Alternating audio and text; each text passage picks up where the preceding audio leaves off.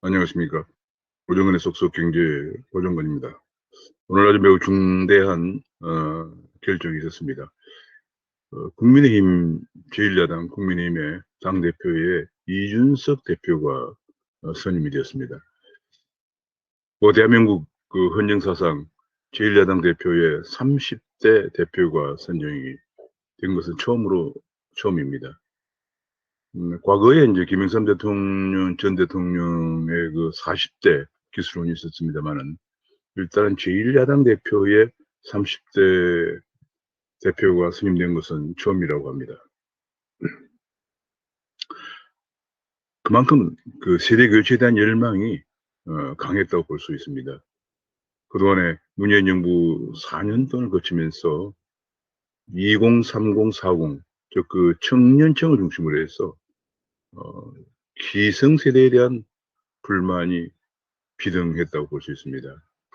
그야말로 공정이 완전히 무너지고 겉으로 그치던 정의도 완전히 무너지면서 그야말로 절망과 일자리도 없어지면서 지금 청년 세대는 거의 일자리 정규직을 갖는 청년의 비율이 16%밖에 안 된다고 하니까 나머지는 일자리가 없거나 혹은 비정규직 알바를 하고 있다고 합니다. 그야말로 분노와 절망에 그 2030, 40 세대들이 여야를 불문하고 강력한 세대 교체 욕구가 반영된 것이다. 이렇게 저는 보여집니다. 많은 분들은 이제 그 36세 제1야당 대표의 경륜 부족에 대해서 걱정을 합니다. 더구나 이제 다가오는 내년 3월에 대선을 앞두고 있기 때문에 결국은 이번 이준석 대표 체제가 대선을 치르게 됩니다. 과연 이준석 대표 체제가 정권 교체를 이루어낼 수 있느냐? 이 얼마 되지 않는 짧은 경륜으로 더구나 국회 경험도 전무하고 그렇다고 해서 뭐 정책에 대한 경험도 전무하고 뭐 매스컴이 나와서 패널로 나와서 활동한 것 외에는 별다른 경력이 없기 때문에 많은 사람들이 이준석 체제로 정권 교체를 이뤄낼 수 있겠느냐 하는 그런 걱정을 많이 합니다. 아마 이번에 이제 제가 보니까 이준석 대표만 선임된 것이 아니고 결과적으로 최고위원회도 조수진 비례대표위원, 배현진 송파을 국회의원, 김재원 전 의원, 정미경 전 의원, 김용태 청년 최고위원, 광명을 당협위원장 5분이 선임이 되었습니다. 그렇게 되면 이제 이준석 대표를 포함해서 기존에 있는 김기현 원내대표와 이종배 정책위의장, 이거는 이제 정책위의장과 원내대표는 의원총회에서 선임이 됩니다. 그 다음에 사무총장, 정량석 사무총장. 사무총장은 주로 이제 그 당대표가 임명하기 때문에 교체가 될 가능성도 있고, 뭐 유임될 가능성도 있습니다. 그러면 이제 9명이 당의 지도부를 구성하게 됩니다. 그 외에 종래에는 경우에 따라서는 지명직 최고위원을 1명 정도 두기도 했습니다. 기본적으로 이 9분이 이제 대한민국 제1야당을 이끌어가게 되겠습니다. 그리고 이 제1야당의 굉장히 중요한 것이 이분들이 내년 3월 대선을 치르게 됩니다. 그래서 제가 이제 그 새로운 대표, 제1야당의 당대표, 젊은 30대 이준석 대표에게 바라는 바를 한두 가지만 말씀을 드리고자 합니다. 첫 번째로는 이준석 대표의 당면 과제는 뭐 첫 번째도 두 번째도 세 번째도 정권 교체입니다. 내년 3월에 반드시 정권 교체를 이루어내야만이 이준석 개인은 물론이고 우리 대한민국에 성장하느냐 도약하느냐 추락하느냐의 중요한 분수령이 될 것으로 보여집니다. 지난 4년간 보여준 문재인 정부와 더불어민주당의 정책이 하나같이 우리 대한민국을 뭐 경제, 정치, 외교, 안보 모든 분야에서 붕괴시키고 있는 그런 것을 보아왔기 때문에 또 그 결과 이번에 이준석 대표를 지지해준 2030 세대, 40 세대들의 일자리가 없어지면서 뭐 심지어는 요즘 흔히들 말하는 영혼까지 끌어모아서 빌려서 집이라도 살려고 하고 주식이라도 투자하려고 하고 코인이라도 투자하려고 하는 이런 상황이 될 정도로 절망과 분노에 가득 차 있는 이런 2030 세대들에게 보온을 하기 위해서라도 정권교체를 반드시 이루어내서 그야말로 그 2030 세대들에게 희망을 줄 수 있는 새로운 대한민국을 건설해야 할 것입니다. 그러면은 가장 중요한 것이 아마 이번 9월, 10월경에 전당대회를 통해서 대선 후보를 뽑게 될 것입니다. 저는 첫 번째로 가장 중요한 것은 이 경우에 이준석 대표의 경우에는 기파를 완전히 초월해야 된다는 것입니다. 이준석 대표는 정기 때문에 기파에 빚이 없습니다.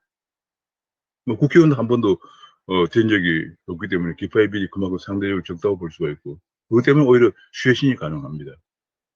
이준석 대표의 본인의 말을 들으면 유승민 의원의 유승민 전 의원의 권유로 정계에 입문하게 되었고 또 박근혜 전 대통령의 도움으로 후보도 국회의원 후보로도 출마하게 되었다. 그런 얘기까지 했기 때문에 한마디로 박근혜 유승민 비박 친박을 떠나서 기파를 초월해서 정계에 입문했다고 볼 수가 있습니다.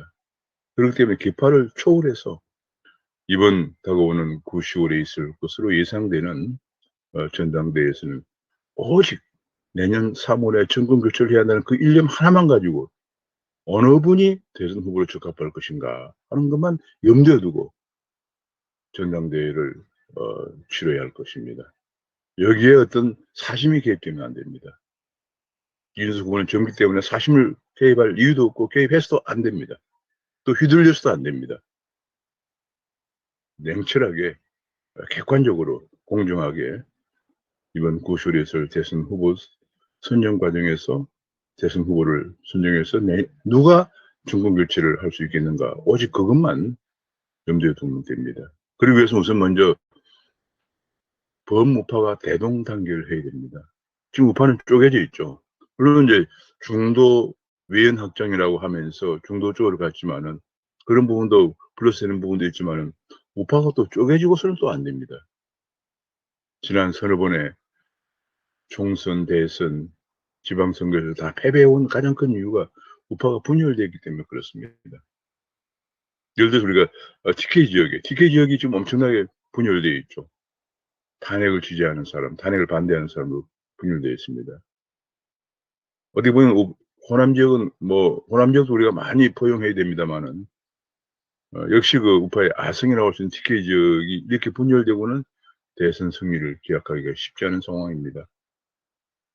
현실이 그렇습니다. 그렇게 되면 저도 지역주의를 아주 싫어합니다만 그렇습니다. 그래서 저는 첫 번째가 범우파의 대동단계를 해야 한다는 생각입니다. 어떤 특정 계파에 유리한 사람들만 모여서 대동단계이다 그렇게 해갖고는 대선이라는 큰 고지를 넘을 수가 없습니다. 지역구에서 국회의원들은 장악할 수 있겠지만은 대선이라는 큰 고지를 넘기 위해서는 더 넓은 의미의 완전 좌파가 아닌다 하면은 모두 다 포용하는 그런 포용력을 보여줘야 됩니다. 그리고 해서는 일각에 지금 입당이 안 되고 있는 그런 분들도 입당을 허용한다든지 여러 가지 방안이 있을 것입니다. 중도 외인을 확장하면서도 우파가 중도적으로 클릭하는 게 아니고 좌클릭하는 게 아니고 범우파들이 다 대동단계를 해서 그 대동단계를 된 걸 바탕으로 해서 오직 내년에 정권 교체를 할 수 있는 인물이 누구인가 하는 것만 가지고 전당대회를 치르고 내년 대선을 임하는 것이 가장 중요하다고 생각을 합니다. 두 번째로 가장 중요한 것은 많은 분들이 염려한 바와 마찬가지로 이준석 대표가 36세밖에 안 되기 때문에 경륜이 부족한 것에 대한 걱정을 많이 합니다. 이것은 당연한 걱정이라 볼 수 있습니다. 지금은 과거와는 달리 대한민국이 정치, 경제, 외교, 안보, 국방, 사회, 문화, 교육 모든 면에서 굉장히 복잡 다기화되고 있습니다. 이 복잡 다기화되고 있는데 36세 대표가 이 모든 것을 다 분야에 대해서 일일이 대응해 나갈 수가 없는 상황입니다. 저는 그런 문제를 그런 젊은 당대 헌정사상 초유의 30대 당대표의 경륜 부족에 대한 우려를 불식시키는 방안으로 제가 두 가지를 말씀드리고 싶습니다. 첫 번째로는 당 운영을 완전히 민주적으로 운영해야 됩니다. 지금 당은 예컨대 상임위원장은 무조건 하고 3선 의원이라 해야 된다. 뭐 이런 식으로. 또 뭐 특별한 무슨 위원장 같은 것은 또 최소 뭐 2선 이상이라 해야 된다. 이런 식으로 하고 있습니다. 전문성을 거의 고려치 않는 경우가 많습니다. 그렇기 때문에 당의 정책이나 이런 것들이 때때로는 올바르지 않는 대안을 내놓아서 혼선을 초래하기도 합니다. 이제 완전히 젊은 원내대표가 되었기 때문에 이제 그런 선수를 불문하고 전문성 위주로 움직여야 됩니다. 당 운영해야 됩니다. 그리고 원내에서는 101명의 국회의원들 모두 의견을 청취할 수 있는 제도를 만들어야 됩니다. 제가 과거에 비상대책위원을 해보니까 당의 지도부는 그 많은 100여 명의 국회의원들의 의견을 들을 수 있는 채널이 별로 없어요. 그래서 지도부 몇 사람 모여가지고 한 10명 내외가 모여서 결정해서 통과하는 이런 식입니다. 이렇게 되면 당이 많은 중진 의원들이 따라올기가 힘들면서 당 운영의 혼선이 초래가 될 것입니다. 101명 국회의원들이 각 분야별로, 근데 상임위별로 배정됐다 그러면 그 사람들의 의견이 다 전달되어서 당 지도부 결정에 반영이 되는 그런 채널을 만들어야 당이 화합하고 앞으로 나아갈 수가 있습니다. 젊은 사람이 당을 이끌 때는 그런 경륜 있는 중진들과 원로들의 의견을 다 반영할 수 있는 제도를 만들어야 됩니다. 뭐 제 생각으로 하나의 아이디어로 예컨대 무슨 주택 문제가 있다 그러면 건설분과위원회 위원들을 중심으로 해서 그 의견들을 취합해서 가져와서 좀 논의해 달라, 최고위에서 좀 보고해 달라 해서 의견을 반영한다든지. 교육 문제 같으면 지금 뭐 국가교육위원회를 정부 여당이 설치한다고 합니다. 그러면 교육분과위원들의 의견을 청취한다든지 이런 것이 필요합니다. 지금 그런 것이 거의 없이 사실은 몇 명의 지도부가 그냥 이런 문제에 관해서 결정하는데 대개 전문성이 많지 않기 때문에 잘못된 결정을 한 경우도 엉망이 있습니다. 지금 우리는 결정해야 할 일이 굉장히 많습니다. 당대표가 된 후에 굉장히 중요한 지금 이슈들, 예컨대 주택 문제라든지 교육 문제라든지 뭐 여러 가지 문제들에 관해서 한두 가지 잘못된 정책이 나오면은 그때부터 신뢰가 떨어지기 시작합니다. 당에 대한 지지도가 떨어집니다. 그렇기 때문에 101명의 국회의원들 풀리 가동하고 전문성을 살리는 방향으로 당을 운영해야 되고, 더 나아가서 외부 전문가들도 충분히 활용을 해야 됩니다. 외부 자문기구를 둔다든지 해서, 근데 뭐 당에서 필요한, 근데 뭐 부동산 특별위원회, 또 아니면 무슨 교육특별위원회, 뭐 등등, 요즘 뭐 외교안보 특별위원회 이런 거 운영한다 그러면은 거기에 외부 전문가들 충분히 모셔서 초빙해서 의견을 듣는, 그렇게 함으로써 경륜 부족에 대한 우려를 불식시키는 노력을 하면은 젊은 대표가 정말 포용력이 있고 괜찮다 하는 소리를 듣고 또 국민들을 실망시키는 정책 대안이 나오지 않음으로써 당의 신뢰도가 계속, 당의 지지도가 높아지면서 내년 정권 교체에 튼튼한 기반이 될 것입니다. 그리고 또 한 가지 제가 제안드리고 싶은 것은 영국처럼 섀도우 캐비넷을 운영했으면 싶습니다. 이건 제가 전에 비상대책위원 할 때도 건의했던 건데 받아들여지지가 안 했던 것인데, 지금 분야별로 내년 3월에 우리가 집권할 것을 예상을 하고 분야별 섀도우 캐비넷을 계속 운영해야 됩니다. 뭐 여러 가지 정치 문제, 자유민주를 어떻게 회복할 것인가, 경제는 어떻게 재건할 것인가, 뭐 교육은 어떻게 지금 뭐 4차 산업혁명의 부흥에 필요한 인재를 육성할 것인가, 뭐 여러 가지 문제가 많습니다. 문학에는 거의 지금 좌파 카르텔이 점령하고 있는 이 문학에는 어떻게 할 것인가, 뭐 등등. 외교는 어떻게 할 것인가, 미중 정패 간에 한국은 어떻게 할 것인가, 이런 문제에 관해서 섀도우 캐비넷을 운영할 필요가 있습니다. 원내외를 불문하고 섀도우 캐비넷을 운영을 함으로써 이런 걸 좀 더 전문화시킬 수가 있고요. 나중에 집권했을 경우에 또 바로 그냥 활용할 수도 있고요. 이런 노력이 필요합니다. 그렇게 해서 첫째, 당내를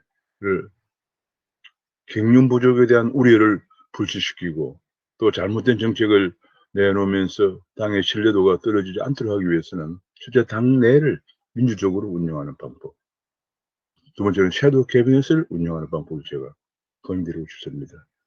물론 이런 부분들이 아까 말씀드린 한 9분의 지금 이제 그 당대표와 현재 있는 원내대표, 정책위의장, 그다음 사무총장, 그리고 5분 오늘 선임된 최고위원들이 각자 다양한 그런 능력들을 갖고 있는 분들입니다. 또 다양한 또 계파에서 온 분들이기 때문에 오직 젊은 대표로서 새로운 면모, 당을 계파를 초월해서 쇄신하고 혁신하고 오직 내년에 정권 교체를 위해서 사심없이 봉사하는 그런 자세를 보여줄 때 이준석 대표는 물론이고 우리 대한민국이 제대로 지금 붕괴되고 있는 대한민국이 다시 일으켜져서 다시 세워져서 지금 분노와 절망 속에서 세대교체를 요구하고 있는 2030, 40 세대들에게 희망을 줄 수 있는 제1야당이 될 수 있다. 저는 젊은 사람도 할 수 있다.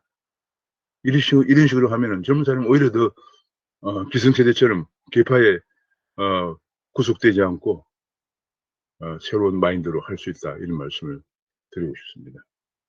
제가 두서없이 오늘 지금 이준석 헌정사상 처음으로 30대 제1야당 대표가 선임된 것을 보면서 한두 가지 생각나는 바를 말씀드렸습니다. 감사합니다.